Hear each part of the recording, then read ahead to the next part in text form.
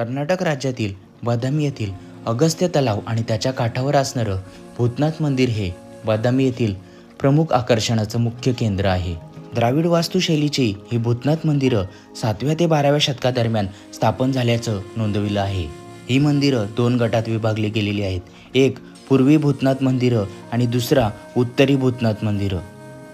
हे मंदिर आत्मा आणि भूतांची देवता म्हणून शंकराला समर्पित आहे.